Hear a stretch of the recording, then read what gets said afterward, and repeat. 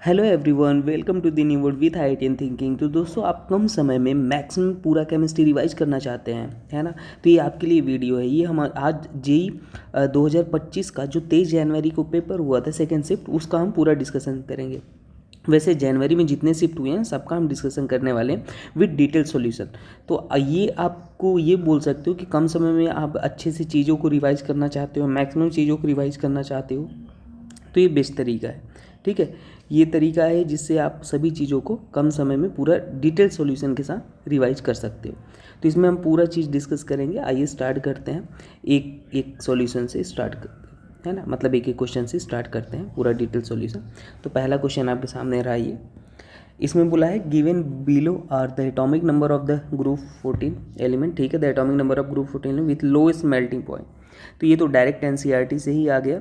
अगर ग्रुप 14 हम लिखते हैं कार्बन, सिलिकॉन, जर्मेनियम, और उसके बाद क्या होता है, एस एन होता है, फिर पी भी होता है ना। टिन लेड हो जाएगा।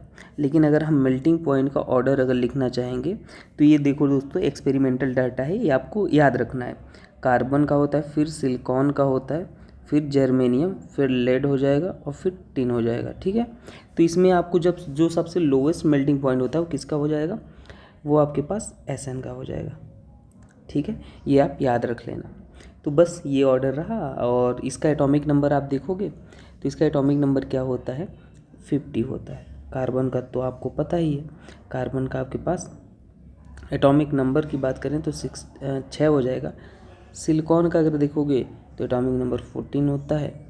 इसका अगर आप बात करोगे जर्मेनियम का 32 होता है, और लेड का अगर आप बात करोगे तो 82 होता है। तो 50 हो जाएगा ऑप्शन नंबर ए। ठीक है, चलिए नेक्स्ट क्वेश्चन को सॉल्व करते हैं। ये वाला है क्वेश्चन। तो ये आप सॉल्यूशन चैप्टर से है। चलो मैं आपको बता देता हूँ, सवाल को पढ़ो। When non volatile solute is added to the solvent the vapour pressure of the solvent decrease by 10 mm, है ना। तो हमारे पास आपने एक फॉर्मूला पढ़ा होगा पी नॉट माइनस पी, जो डायरेक्टली प्रोपोर्शनल होता है किसके होता है, मोल फ्रैक्शन ऑफ सॉल्यूट के डायरेक्टली प्रोपोर्शनल होता है। तो यही है आपके पास जो डिक्री, इनिशियल में पी नॉट था वेपर प्रेशर, बाद में पी है, तो जो चेंज आ रहा है वो कितना आ रहा है, 10 का आ रहा है। तो 10 आ रहा है, और मोल फ्रैक्शन ऑफ सॉल्यूट आपको गिवन उस टाइम कितना हो जा रहा है, 0.2 हो जा रहा है। ठीक है, तो ध्यान से देखना। अभी इसको शॉर्टकट से सॉल्व करेंगे तो ये बोल रहा है जब आपके पास 20 वेपर प्रेशर, जब चेंज जो वेपर प्रेशर डिक्रीज हो जाए 20 हो जाए, तो उस केस में कितना हो जाएगा। तो एक चीज़ हम नोटिस कर पा रहे हैं, अगर दोनों साइड हम 2 से मल्टी, हमें ये गिवन है, ये आपको गिवन है, तो हम एक काम कर सकते हैं, 2 से मल्टीप्लाई करते हैं दोनों साइड, है ना। मल्टी तो अपने पास रिक्वायर्ड आ जाएगा ना, मल्टीप्लाई बाई 2, तो 2 इंटू क्या हो जाएगा 10, और ये हो जाएगा 0.4। तो आ गया 20 और 0.4 आ गया, काम हो गया भाई। मोल फ्रैक्शन उस टाइम क्या हो जाएगा, 0.4 आ गया। अब देखो ध्यान से देखना, अब हमारे पास क्या होता है, जो मोल फ्रैक्शन होता है सॉल्यूट और सॉल्वेंट का, कभी भी जो मोल फ्रैक्शन का सम होता है वो 1 होता है। तो आपको सॉल्यूट आपको पता था कितना है, सॉल्यूट आपको यहाँ पे निकल आया कितना, 0.4। सॉल्वेंट का आपको नहीं पता था, सॉल्वेंट को आपको नहीं पता था। वैसे दूसरा मेथड है लॉन्ग कट मेथड, लेकिन उससे क्यों जाए, तो 1 माइनस 0.4 आ जाएगा, 0.6 आंसर आ जाएगा। ऑप्शन नंबर ये सही हो जाएगा। ठीक है, चलो आगे देखते हैं। तो ये सिंपल ही सवाल था। नेक्स्ट सवाल है ये इक्विलिब्रियम से, इस सवाल को सॉल्व कर लेते हैं। देखो अपन को गिवन x2y, ऐसे सवाल हमने इक्विलिब्रियम के जब मोस्ट एक्सपेक्टेड क्वेश्चन कराए हैं ना, 25 मोस्ट एक्सपेक्टेड क्वेश्चन नीट के लिए, है ना। तो उसमें जे के भी क्वेश्चन हमने डाले हैं। आप ये मत सोचना नीट के लिए हो, तो आप वो कर लोगे तो सारी क्लैरिटी आ जाएगी। अब देखो इसको कैसे सॉल्व करते हैं। आप ये थोड़ा सा इसकी थिकनेस, ठीक है, इनिशियल मोल आप यहाँ पे मान लो कितना है भाई, आपके पास 1 था ये, और ये 0 0 हो जाएंगे। एट इक्विलिब्रियम कितना, 1 माइनस एक्स हो जाएगा। और यहाँ पे स्टोइकियोमेट्री जो होता है उसको मल्टीप्लाई करके लिखते हैं 1, और यहाँ पर जो यहाँ से टूटा एक्स मोल डिसोसिएट हो गया मान लेते हैं, तो ये एक्स बनेगा, और ये भी आपके पास कितना, हाफ एक्स बनेगा, है ना, हाफ इंटू एक्स, ऐसे ही लिखते हैं। ये अपने पास आ गया। अब हम क्या निकालेंगे, क्योंकि केपी का हमें यूज रहा है, तो हम एक काम कर लेते हैं, टोटल मोल भी कैलकुलेट कर लेते हैं, क्योंकि वो काम आने को है। देखो अभी बताते हैं। तो एक टोटल मोल निकालो, एंड टोटल इक्विलिब्रियम पे, तो 1 माइनस एक्स प्लस एक्स, और ये क्या हो जाएगा, एक्स बाई 2 हो जाएगा। तो इसको सॉल्व कर लेंगे, x से x कैंसिल हो गया, ये आ जाएगा कितना 2 प्लस x/2 हो जाएगा, ये आ गया, ये n टोटल आ गया। अब हम मोल फ्रैक्शन निकालेंगे, तो हमें मोल फ्रैक्शन के लिए क्या चाहिए भाई, हम मोल फ्रैक्शन की बाद में ज़रूरत पड़ेगी ना, तो मोल फ्रैक्शन अभी निकाल लेते हैं, यहाँ पे लिख देते हैं। ये आपके पास इनिशियल था, ये इक्विलिब्रियम पे था, और हम यहाँ पे मोल फ्रैक्शन निकालते हैं। तो मोल फ्रैक्शन में given mole divide by total mole, total mole आपके पास कितना आ गया, ये वाला आ गया एन टोटल। तो इसको हम सॉल्व करेंगे तो वो 2 हम डायरेक्टली लिख लेते हैं, 2 डिवाइड बाई 2 प्लस एक्स हो जाएगा। ऐसे इसको लिखेंगे 2x divide by 2 plus x हो जाएगा, और यहाँ पे हो जाएगा x 2 divide by 2 plus x हो जाएगा। ये मोल फ्रैक्शन हो गया है ना, given mole divide by total mole. अब पार्शियल प्रेशर कैसे निकालते हैं, जब भी पार्शियल प्रेशर निकालते हैं वो होता है mole fraction into P total होता है पार्शियल प्रेशर, क्योंकि हमें केपी का रिलेशन निकालना है ना, एक्स और केपी का रिलेशन, तो ऐसे आएगा। अब ध्यान से देखना, तो यहाँ पे हम जब निकाल लेंगे पार्शियल प्रेशर ऑफ, हम अलग से निकाल लेते हैं Px/y, ठीक है, निकालते हैं। तो ये क्या हो जाएगा, पार्शियल टोटल प्रेशर अपन को गिवन, टोटल प्रेशर नहीं गिवन है तो P मान लेते हैं। तो ये कितना हो जाएगा, इसका हम लिखेंगे तो 1 2 1 minus x divide by 2 plus x, और ये क्या हो जाएगा इंटू P हो जाएगा। इसका निकाल लोगे पार्शियल प्रेशर ऑफ Px/2 कितना हो जाएगा, ये हो जाएगा 2x 2 plus x multiplied by P, और ऐसे पार्शियल प्रेशर ऑफ हम निकाल लेंगे y2 का, तो वो अपने पास कितना हो जाएगा 2x/2 प्लस एक्स, ध्यान देना 2 प्लस एक्स और मल्टीप्लाइड बाई P, बस यहाँ पे आपके पास ये जो है ये पार्शियल प्रेशर निकला है। अब जब Kp निकालते हो तो आपको पता है Kp क्या होता है, आपको पता होना चाहिए कि partial pressure of product Px2, और स्टोइकियोमेट्री जो होता है पावर में लिखते हैं, मल्टीप्लाइड बाई जो भी प्रोडक्ट है पहले उसको लिख लो टोटल Py2, और ये पावर में हाफ हो जाएगा, divide by reactant P partial pressure of reactant, और ये हो जाएगा। अब वैल्यू पुट कर लो, आंसर आ जाएगा। तो Px2 के आपके पास क्या है, Px2 2x और 2 plus x multiplied by P, और Py2 क्या है भाई, इसको भी पुट करो, Px2 Py2 लिखो 2x 2 plus x multiplied by P, और यहाँ पे इम्पोर्टेंट चीज़ पावर है, पावर 1/2, और यहाँ पे अपने पास अपॉन में क्या हो जाएगा 2 1 माइनस एक्स 2 प्लस एक्स, और ये क्या हो जाएगा मल्टीप्लाइड बाई P हो जाएगा। तो फर्स्ट इसको हम मतलब टोटल इसको ईजिली सॉल्व करेंगे, तो थोड़ा सा हम साइज इसका छोटा कर लेते हैं, ठीक है, सो दैट आप कंफ्यूज ना हो।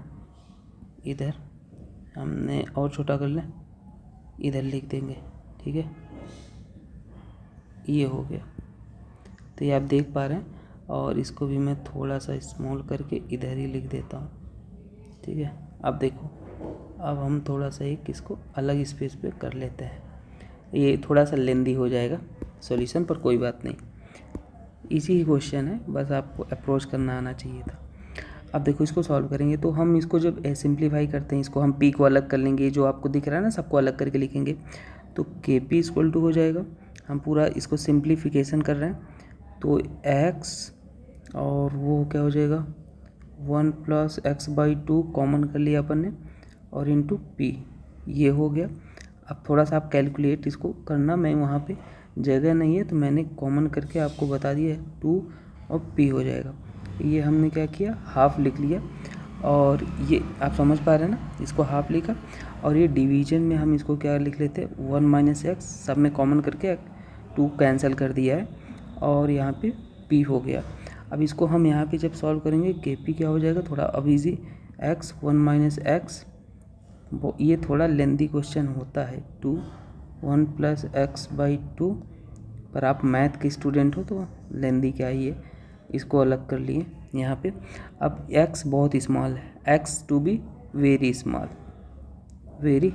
स्मॉल, ठीक है, तो इसलिए इसको हम जब सॉल्व करेंगे तो क्या हो जाएगा, Kp = x 3/2, और यहाँ पे 2 1/2, आप उसको देखो, हमने नेगलेक्ट कर दिया ना, x बहुत ही स्मॉल है तो हमने सभी चीज़ों को नेगलेक्ट कर दिया। ये x⁻1 है, ये हाफ है, तो इसको हमने ऐड कर दिया और बाकी चीज़ों को नेगलेक्ट करके यहाँ पे हमने निकाला, तो ये अपने पास आ जाएगा x 3/2 और क्या हो जाएगा P2 half divide by P half.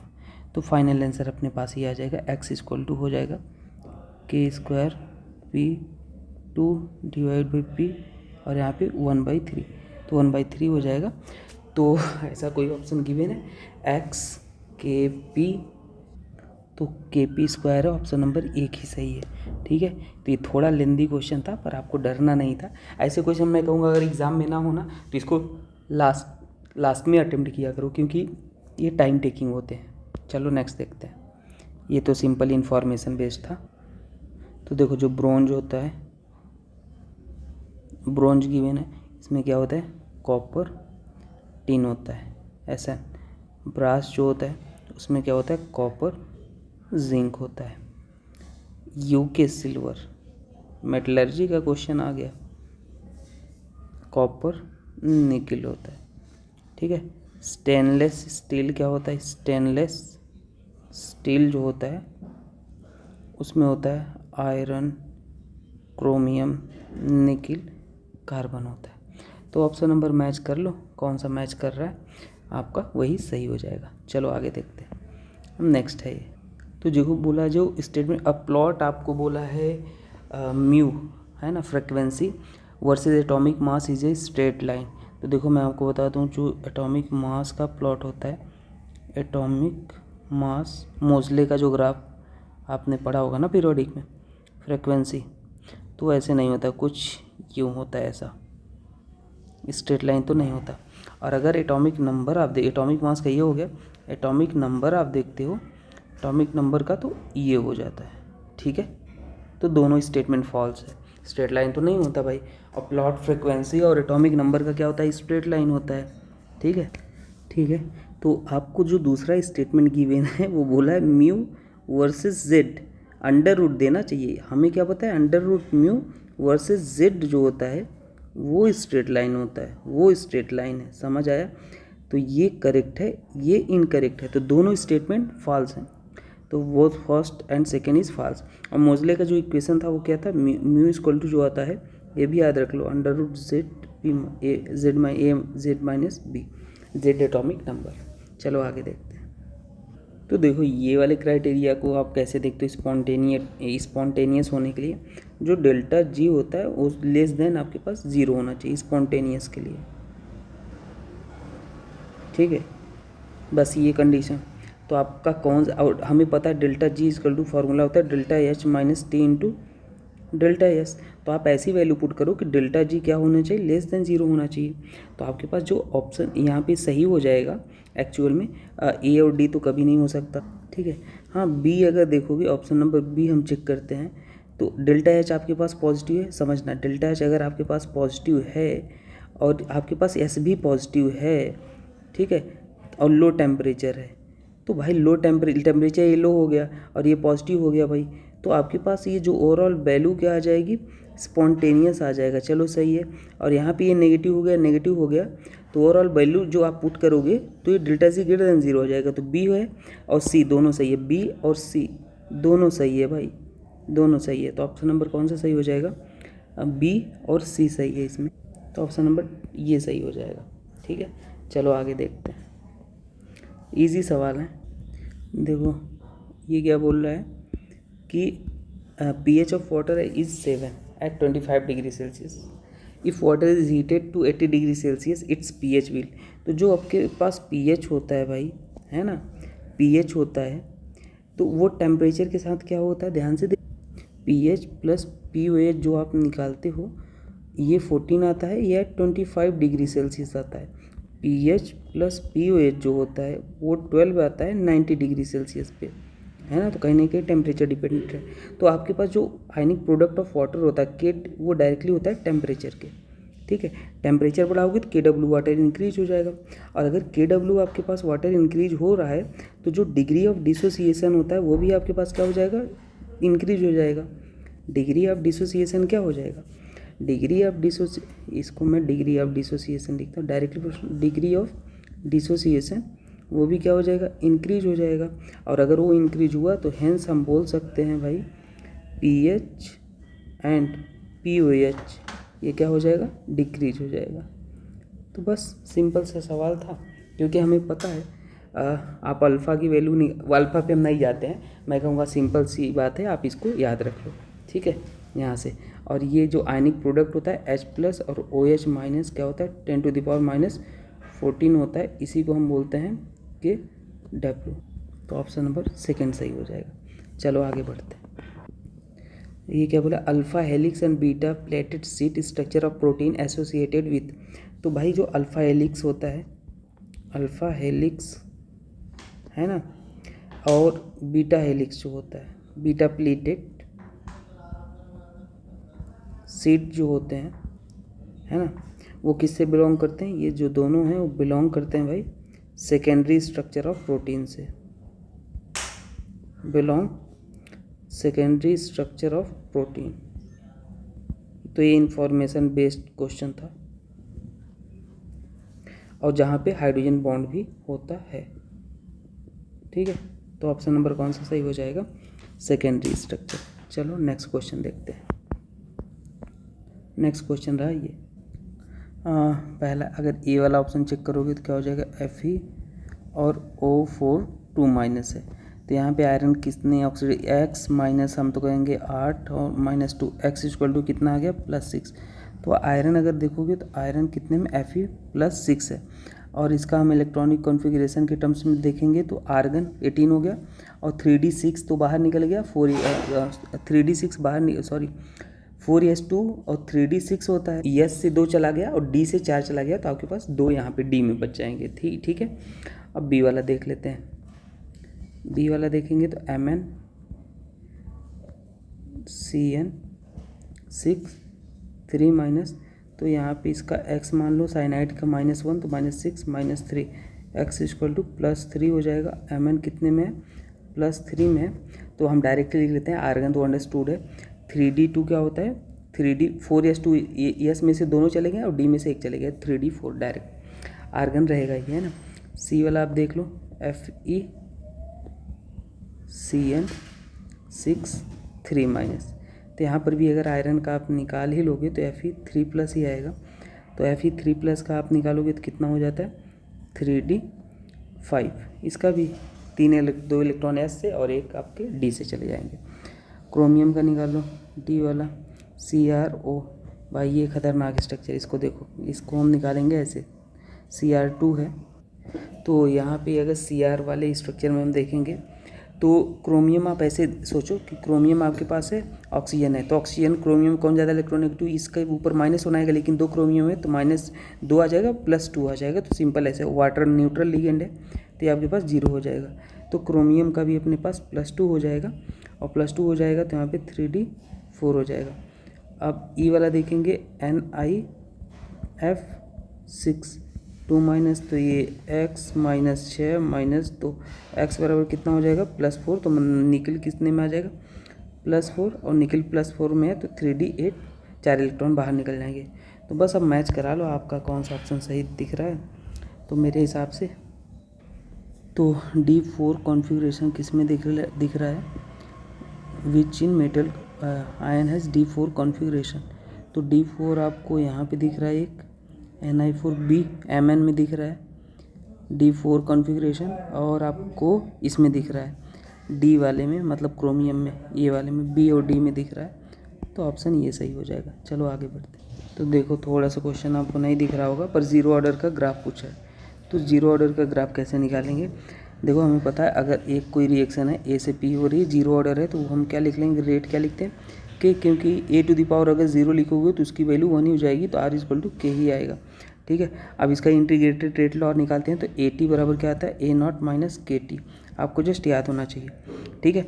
तो इसको हम AT को Y मान लेते हैं, तो ये अपने पास something like Y = mx + C वाला ग्राफ है, Y = mx है ना, और ये C है, नेगेटिव स्लोप है, तो इसको हमने थोड़ा सा ऐसे, स्लोप अगर नेगेटिव है तो कैसे दिखाते हैं, ऐसे दिखाते हैं, ठीक है, और ये T हो जाएगा। तो ये 0 ऑर्डर रिएक्शन कौन सा मैच कर रहा है, आप यहाँ पे देख सकते हो। तो अब ये रिएक्टेंट का कंसंट्रेशन और टाइम, ठीक है, याद रख लेना। चलो आगे बढ़ते हैं। अब ये वाला क्वेश्चन है, इसको कैसे सॉल्व, तो डायरेक्ट ही क्वेश्चन आ गया। मैं कहूँगा इसको याद रख लो, आपको जब पढ़ते हो अल्कोहल फिनॉल ईथर तो उसमें भी पढ़ा जाता है, हेलो एल्केन में भी बताया जाएगा। तो अगर ये कंडीशन है NaOH 623 केल्विन 300 ATM और H+ वर्कअप के लिए, तो पहले स्टेप में जो आपके पास बन जाता है वो फिनॉल बन जाता है ना। स्पेशल रिएक्शन हेलो एल्केन के लास्ट में पढ़ा जाता है, याद रख लो। बाकी मैकेनिज्म से करोगे तो कभी नहीं होगा, है ना, हो जाएगा, लेकिन आप ऐसे नहीं सोच सकते। Cr2O7 और H+ लिया गया है। तो इसको जब आप करोगे वर्कअप होता है, इसका भी Na2 सोडियम क्रोमेट आपको गिवन है, डाइक्रोमेट, तो इसका पैरा बेंजोक्विनोन बन जाता है। ये भी आपको स्ट्रक्चर कराया जाता है। तो सीधे सीधे क्वेश्चन था, ऑप्शन नंबर कौन सा सही हो जाएगा, OH, और ऑप्शन नंबर ए ही हो जाएगा सही। नेक्स्ट क्वेश्चन देखते हैं। नेक्स्ट क्वेश्चन है, क्या होता है, for a given set the total number of allowed orbital is given by. तो ठीक है भाई, अलाउड जो टोटल आपके पास टोटल नंबर ऑफ ऑर्बिटल जो होते हैं वो क्या होते हैं, n² होता है। और जो मैग्नेटिक क्वांटम नंबर की वैल्यू होती है, m की वैल्यू होती है -L2 + L होता है, और ml कभी कभी आपको ऐसे भी लिखा मिल सकता है 2L + 1 होता है, ठीक है। तो इसमें अगर आप देखोगे तो दोनों स्टेटमेंट सही है। तो both statement first and second are true है, ठीक है। तो इसमें कोई लफड़ा नहीं था। चलो नेक्स्ट क्वेश्चन देख लेते हैं। ये वाला इसको सॉल्व करना पड़ेगा। तो आपको डेल्टा जी कैसे निकालना है, चलो इसको देख लेते हैं।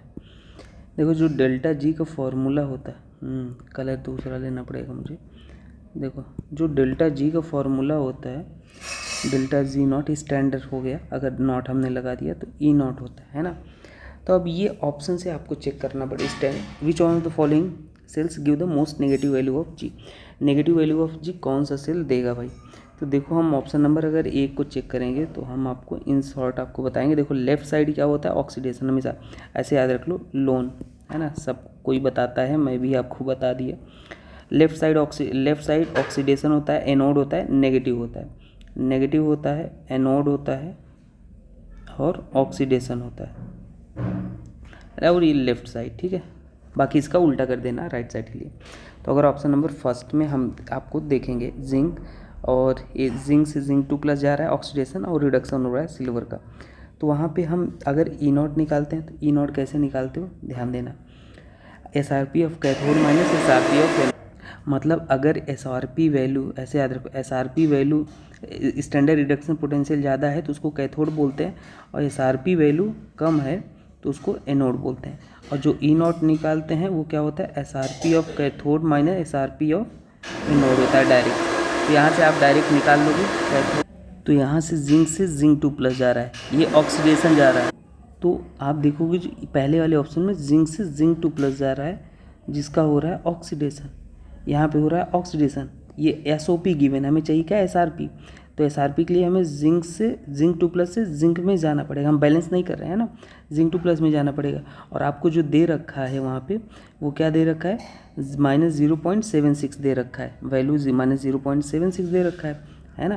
तो इसका वैल्यू भी गिवन है -0.7, SRP ये हो गया, तो SRP ही चाहिए। और जो सिल्वर है Ag+ से कहाँ जा रहा है भाई, Ag, ये तो ऑलरेडी SRP गिवन है, तो यस Ag+ से गिवन है 0.80। तो वैल्यू पुट कर दो यहाँ पे, फॉर्मूले में ई नॉट निकालोगे तो क्या आ जाएगा, 0.80 माइनस, और माइनस ये क्या हो जाएगा 0.76, तो माइनस प्लस 1.56 वोल्ट आ गया। अब आप डेल्टा जी लगा के फॉर्मूला निकालो, तो डेल्टा जी आप लगाओगे क्या हो जाएगा, -NFE0। और यहाँ पे 2 इलेक्ट्रॉन का लॉस या गेन हो रहा है, जितने इलेक्ट्रॉन लॉस या गेन होते हैं तो वो n होता है 2 हो जाएगा। फैराडे 96500 होता है, कूलाम होता है, और ये 1.56 निकाल लिया। तो ये आप इसको सॉल्व कर लोगे तो ये आ जाएगा आपके पास -3.12 वोल्ट आ जाएगा। इसी तरीके से आप ऑप्शन सेकेंड अगर निकालोगे तो उसमें क्या है, तो सेकेंड ऑप्शन में आपके पास आ जाएगा, मैं डायरेक्ट लिख देता हूँ, अब आप इसको सॉल्व करना, -0.92 वोल्ट आ जाएगा। थर्ड ऑप्शन में आप देखोगे +3.22 वोल्ट आ जाएगा। और जो फोर्थ ऑप्शन आप निकालोगे उसमें क्या आ जाएगा, Ag थर्ड में आ जाएगा आपके पास +6 पॉइंट, गलत निकाल दिया, 6.3 वोल्ट आ जाएगा। और फोर्थ में देखोगे ये, और जो फोर्थ आ जाएगा वो अपने पास आ जाएगा भाई +6.3 वोल्ट। तो बस ऑप्शन मैच करा लो यहाँ पे कौन सा हो। जो ज़्यादा नेगेटिव है वो पहला ही है जो हमने आपको सॉल्व करके बता दिया, ठीक है। तो ये रहा भाई, ये थोड़ा सा लेंदी ये भी है, आप सॉल्व कर लोगे तो आ जाएगी इजली। चलो आगे देखते हैं ये वाला सवाल। तो देखो जो बॉइलिंग पॉइंट क्या बोला, given below two statement the boiling point of alcohol and phenol increase with increase number of carbon. तो जो पहला रूल होता है boiling point directly proportional to molecular weight होता है, और दूसरा रूल ये कहता है बॉइलिंग पॉइंट जो होता है इन्वर्सली प्रोपोर्शनल होता है ब्रांचिंग के, ठीक है। तो बस देख लो, हाँ भाई पहला स्टेटमेंट सही है। और सेकेंड क्या, और बॉइलिंग पॉइंट ऑफ अल्कोहल और फिनॉल, हाँ अल्कोहल फिनॉल में क्या होते हैं, हाइड्रोजन बॉन्डिंग होता है ना, इसमें हाइड्रोजन बॉन्डिंग होता है, तो यहाँ पे इसलिए बॉइलिंग पॉइंट थोड़ा ज़्यादा भी हो जाता है। तो दोनों स्टेटमेंट्स बोथ स्टेटमेंट करेक्ट है। अब यहाँ पे रिएक्शन आपको आनी चाहिए भाई। तो सिंपल ये भी एनसीईआरटी की रिएक्शन है। आप पीबीएस और ये आपके पास क्या है, आप कोई भी किताब इनऑर्गेनिक का पढ़ोगे तो ये आपको याद करनी है, इसमें कोई दिमाग आपको नहीं चलाना है।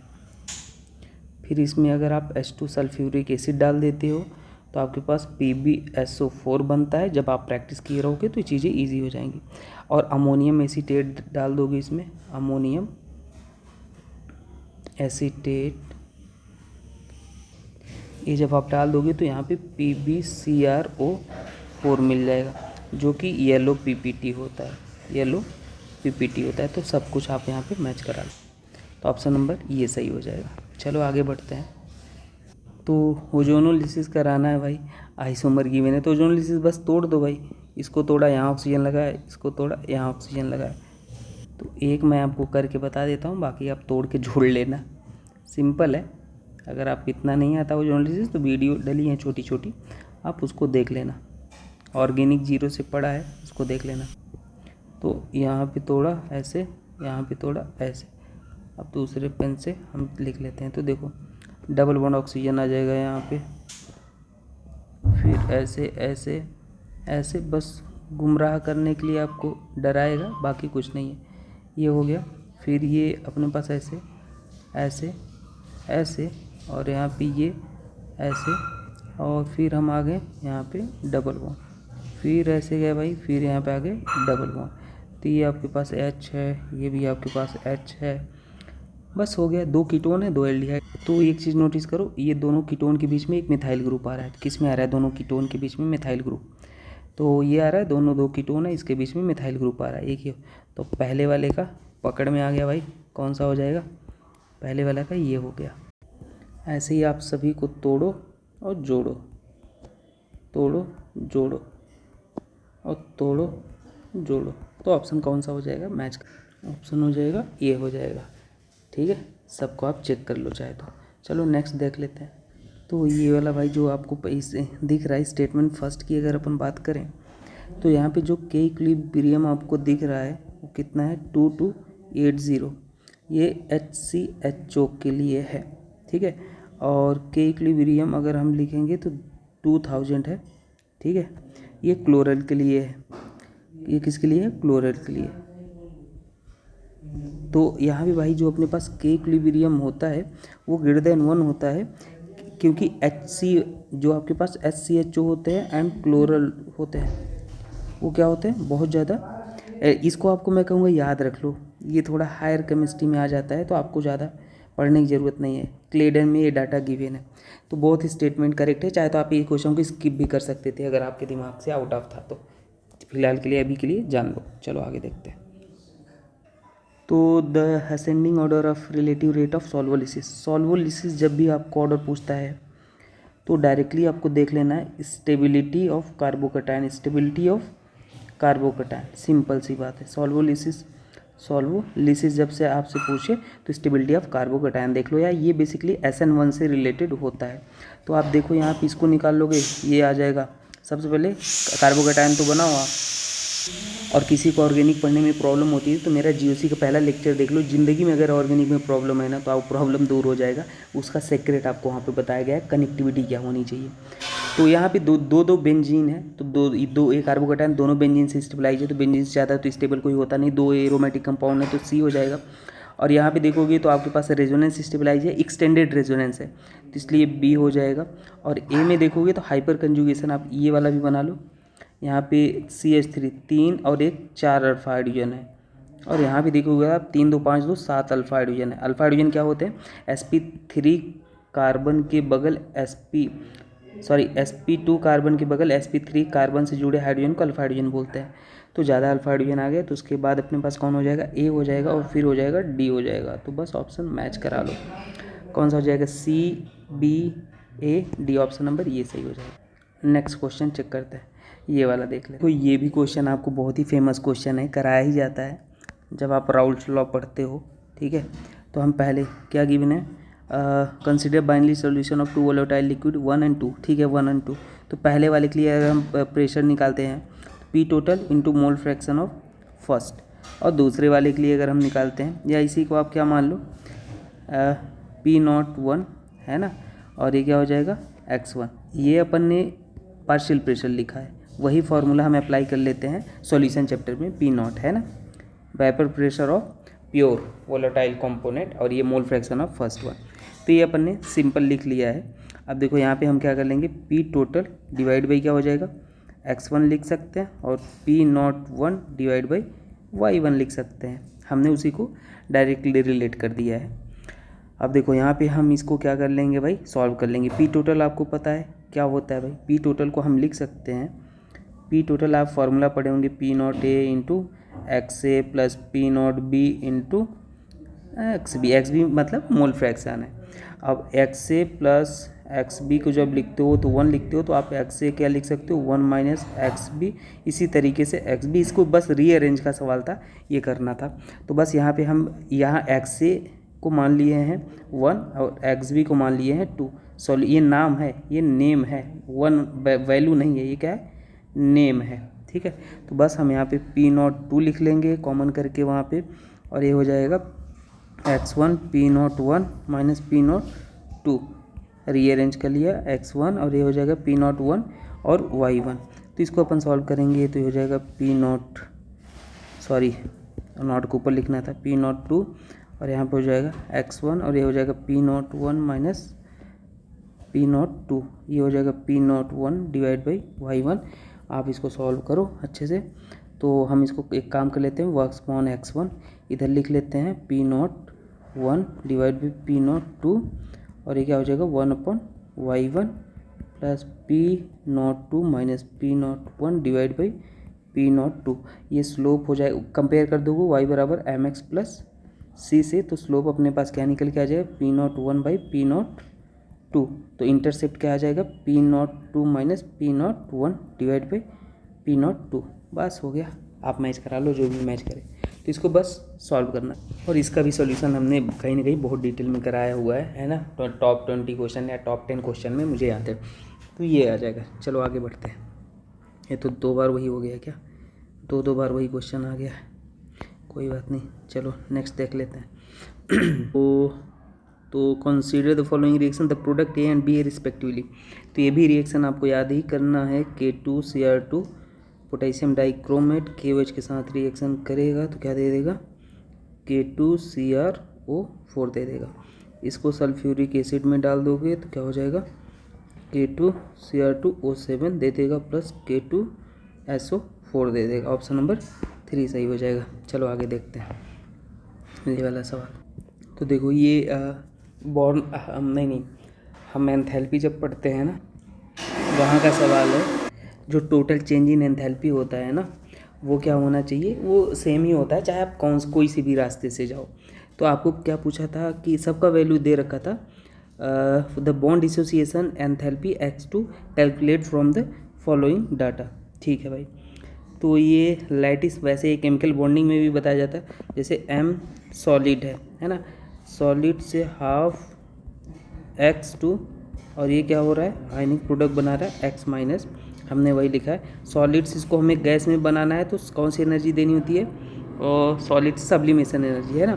फिर से इसको हम क्या करते हैं? अच्छा, हम ये लैटिस एनर्जी कैलकुलेट करते हैं ना, आपको याद है तो एक मेथड होता है उससे निकालते हैं। तो ये अपने पास गैस हो गया। अब इसको डिसोसिएशन एनर्जी पहले दोगे, है ना, तो D/2 प्लस DE/2 हो जाएगा। फिर उसको गैस में कन्वर्ट करोगे तो X गैस में जाएगा, फिर वो एक इलेक्ट्रॉन एफिनिटी दोगे, है ना। फर्स्ट इलेक्ट्रॉन एफिनिटी क्या होता है, नेगेटिव होता है, तो वो अपने पास क्या हो जाएगा, X माइनस, फिर गैस में कन्वर्ट कर देगा। और फिर यहाँ से आपके पास यहाँ डायरेक्ट जाओगे तो ओवरऑल आपको सारा डेटू मतलब वैल्यू ऐड करना है। तो डेल्टा एच फॉर्मेशन MX जो हो जाएगा वो क्या हो जाएगा, डेल्टा एच सब्लिमेशन, पहला वाला सब्लिमेशन लिख लिया है ना, M के लिए ये सब्लिमेशन ही था। और दूसरा वाला ये आयनाइजेशन एनर्जी इसको दिया हमने भाई, देंगे ना तभी तो वो निकलेगा। आयनाइजेशन एनर्जी एक इलेक्ट्रॉन निकाला, प्लस डिसोसिएशन एनर्जी, है ना भाई, डिसोसिएशन एनर्जी प्लस हाफ यहाँ वाला। और उसके बाद electron gain enthalpy, electron gain enthalpy क्या होता है भाई, नेगेटिव होता है फर्स्ट।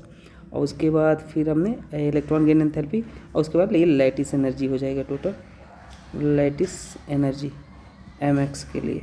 बस वैल्यू पुट कर दो, -400,000 डराने के लिए था question, 500 half born energy, -300 plus -800, तो बाइंडिंग एनर्जी जो आ जाएगा 200। वही मतलब बाइंडिंग एनर्जी मतलब समझ रहे हो, ये डिसोसिएशन एनर्जी है, इसी को बाइंडिंग एनर्जी बोल लो, जो बंधी हुई एनर्जी है। तो ये आपके पास आ जाएगा किलो जूल। बंधी हुई इस मतलब आपने मत समझ लेना, कुछ भी बता रहे हैं। डिसोसिएशन एनर्जी मैंने आपको समझा दिया, बाइंडिंग एनर्जी भी बोल देते हैं उसको, ठीक है। चलो आगे देखते हैं नेक्स्ट क्वेश्चन है ये।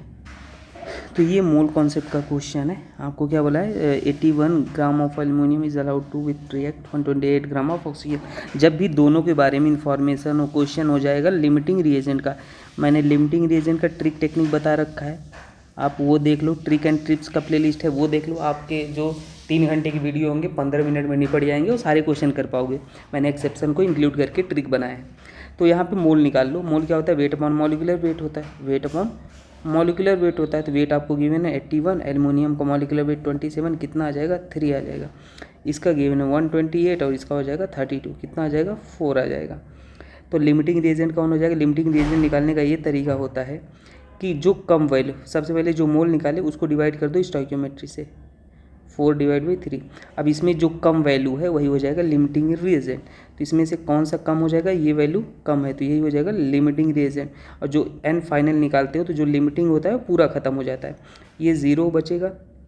और ये आपके पास कितना बचेगा, ये 4/3 वाला, इसको लिखोगे तो 4/3 माइनस जो लिमिटिंग होता है उसको माइनस करो 3/4, और आप स्टोइकियोमेट्री जो है उसको मल्टीप्लाई करो। यहाँ पे क्या हो जाएगा, 2 इंटू लिमिटिंग वाले को जो ख़त्म होता है वही तो बनेगा प्रोडक्ट में, ये हो जाएगा।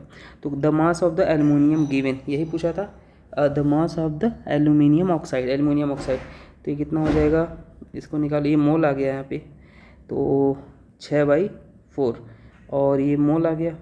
मोल को क्या लिख सकते हो, वेट अपॉन मॉलिक्यूलर वेट, तो 6/4 वेट मॉलिक्यूलर वेट लिख लो भाई, कितना आ जाएगा, 102 आ जाएगा। L2O3 का 102, और 102 को हम सॉल्व कर लेंगे तो यह आ जाएगा 153 ग्राम आ जाएगा। तो लिमिटिंग रिएजेंट बहुत ही सिंपल, मज़ा आता है जब भी दोनों के बारे में इंफॉर्मेशन हो। रिएक्टेंट देखो, 2 रिएक्टेंट थे, दोनों के बारे में इंफॉर्मेशन था, तो go with the limiting reagent. Next question, तो इसको आप कैसे सॉल्व करोगे, सवाल को पढ़ लो। ऑर्गेनिक कंपाउंड है 10% hydrogen on complete combustion produced 0.9 gram of H2, molar mass of X। ठीक है भाई, मोलर मास ऑफ X निकाल लेते, 0.1 mole of an organic compound है। ओके, ऑर्गेनिक कंपाउंड है, हमें पता नहीं है ऑर्गेनिक कंपाउंड है। कंबक्शन रिएक्शन तो आपको याद भी कर लेना है, पर अभी के लिए नहीं। कंबक्शन रिएक्शन क्या होती है, CH2H plus Y/4O2 plus X CO2 plus Y/2 H2। ये बैलेंस कंबक्शन इक्वेशन है, याद कर लेना, काम आएगा। ठीक है, अब ये क्या दे रहा है, 0.9 ग्राम H2O दे रहा है। ठीक है, तो आप मोल ऑफ H2O निकाल लोगे, क्या हो जाएगा, वेट अपॉन मॉलिक्यूलर वेट आपके पास आएगा 0.05 मोल आ जाएगा। अब mole of H in H2O, hydrogen में मोल निकाल लोगे तो आपके पास H2O का मोल कितना, 0.05, और हाइड्रोजन कितने हैं, 2 है, तो आपके पास 2, तो ये हो जाएगा इतना मोल हो जाएगा, मतलब 1 मोल आ जाएगा, 0.1 मोल। अब हमें पता है mole of hydrogen in 0.0 mole organic compound है, ये गिवन है। अब देखो, इसलिए हम यहाँ पे लिखेंगे weight of hydrogen atom in 0.01। ये तो हमारे पास ये कहाँ पे आया है, ये मोल ऑफ क्या है भाई, mole of hydrogen in 0.01 mole organic compound. तो वेट ऑफ हाइड्रोजन हमें निकालना है, तो मोल से मल्टीप्लाई कर लेंगे भाई, मोल कंपाउंड निकालना है तो क्या हो जाएगा 0.1 इंटू 1, तो ये आ जाएगा 0.1 ग्राम, है ना। हाइड्रोजन एटम एक ही है ना, तो मोल से मल्टीप्लाई कर लेंगे। और मोल्स हम क्या निकाल रहे हैं, वेट। मोल हमें निकाल लिया था हाइड्रोजन का, इतना आया था, तो मोल को हाइड्रोजन से मल्टीप्लाई कर लिया, ये आ गया। अब यहाँ से हम फिर से लिखेंगे weight of hydrogen atom in 1 mole compound, पूरा का पूरा यूनिटरी मेथड यूज कर लिया, 0.1 डिवाइड बाई 0.1, और ये क्या हो जाएगा 10 ग्राम हो जाएगा।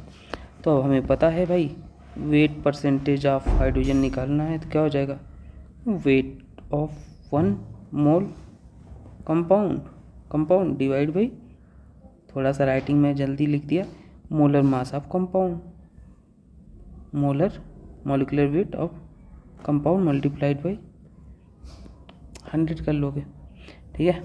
तो ये सॉल्व कर लो, तो यहाँ पे आपके पास परसेंटेज वेट कितना हो जाएगा 10 बाई m मल्टीप्लाइड बाई 1000, तो m बराबर कितना आ गया है 100, जिसको आप सॉल्व कर लेना, मैंने आपको बता दिया जल्दीबाजी में। चलो नेक्स्ट देखते हैं। तो ये वाला है भाई, इसको हमें प्रोडक्ट बनाना पड़ेगा, चलो बना लेते हैं प्रोडक्ट। तो यहीं से स्टार्ट कर देते हैं, इस बार हम अलग से नहीं लिखेंगे क्योंकि टाइम हमारे पास है कम। तो ये आपके पास है एनिलीन है, और ये डाइजोनियम बना लेगा, NaNO2 HCl दिया होता है तो डाइजोनियम बना लेता है। तो बस आपके पास यहाँ पे जो हो जाएगा, ये डाइजोनियम बन जाएगा, ऑक्सीजन और इथाइल लिख देते हैं, 2 कार्बन है, इसको इथाइल लिख दिया, और यहाँ पे हो जाएगा N2 + Cl माइनस हो जाएगा। नेक्स्ट स्टेप में कहानी कुछ वही है, फिनॉल आपको गिवन है, फिनॉल, बाकी NaOH और डाइल्यूटेड Cl वर्कअप के लिए हो जाएगा। तो ये अपने पास भाई कुछ इस तरीके से कंपाउंड बना लेगा, OH, और यहाँ पे आ जाएगा N डबल बॉन्ड N, और यहाँ पे हो जाएगा फिर से बेंजीन हमने बना लिया, थोड़ा सा ऑक्सीजन, इथाइल हो जाएगा। अब नेक्स्ट स्टेप में फिर से आपको गिवन है NaOH और CH3CH2Br। तो बस ये क्या कर लेगा, ये ऑक्सीजन के H बेस तो ऑक्सीजन से H ले लेगा, और यहाँ पे आ जाएगा नेगेटिव, और ये जो नेगेटिव है वो अटैक करेगा यहाँ, इसको मारेगा बाहर। तो अपने पास क्या बन जाएगा, इधर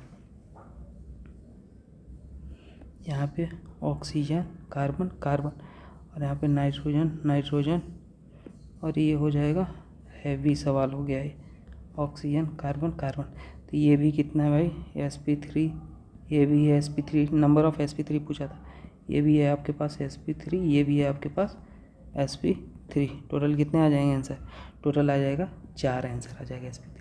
तो सारा ही सवाल था, बस डराने के लिए आपको कुछ दिया था। और ये मॉलिक्यूलर फार्मूला तो गिवन था, हम तो इससे कर लिए सॉल्व, आपको कोई दिक्कत की बात नहीं है। चलो और लास्ट क्वेश्चन की तरफ हम बढ़ते हुए, क्या गिवन है, तो compound X absorb 2 moles of hydrogen and X upon oxidation with KMnO4 gives इतना the total number of sigma bond present in X। आपको X निकालना था भाई, तो ये एक लंबा टास्क हो जाएगा, पर फिर भी आप इसको ट्राई कर सकते हो, हम भी ट्राई कर रहे हैं। तो ये कार्बन हो जाएगा, हमें ये सारी चीज़ें ऑक्सीडेशन करके निकालनी है। तो 1 2 3 4 5 6 7 देखते हैं ऐसे हो सकता है कि नहीं, कि 1 2 3 4 5 6 7। तो अपने पास हो जाएगा यहाँ पे, और ऑक्सीडेशन करेंगे तो डबल बॉन्ड दे देते हो, समथिंग लाइक ओजोनोलिसिस जैसा कहानी, ये C हो जाएगा। अब यहाँ पे ऑक्सीडेटिव ओजोनोलिसिस हो जाएगा, KMnO4 H+। तो एक ओजोनोलिसिस क्या करते थे, इसको तोड़ो, इसको ऑक्सीजन लगाओ और सबसे इम्पोर्टेंट बात, जो एल्डिहाइड होगा वो एसिड में कन्वर्ट हो जाएगा। सबसे मज़े की बात ये, तो आपके पास तीनों चीज़ मिल जाएगा। अब क्या पूछा था, सिग्मा बॉन्ड इसमें कितना हो जाएंगे, तो काउंट करो भाई। सिग्मा बॉन्ड 3 और 3 6, पूरा एकदम सिग्मा बॉन्ड कितना काउंट करें, अब काउंट करो आप। ये तो अपन ने जुगाड़ लगा लिया, तो 3 4 5 6 7 8 2 10 11 12 13 14 15 16 17 18 19 20 20 3 23 23 24 24 3 27, तो टोटल 27 आ जाएगा। ये आ गया भाई। तो ऐसे ओजोनोलिसिस करके आपको सोचना था। आई होप आपको बहुत चीज़ें सीखने को मिली होंगी। कुछ डाउट हो तो पूछ लेना कमेंट करके। मिलता है नेक्स्ट वीडियो में, वो वीडियो आती रहेंगी। Thank you.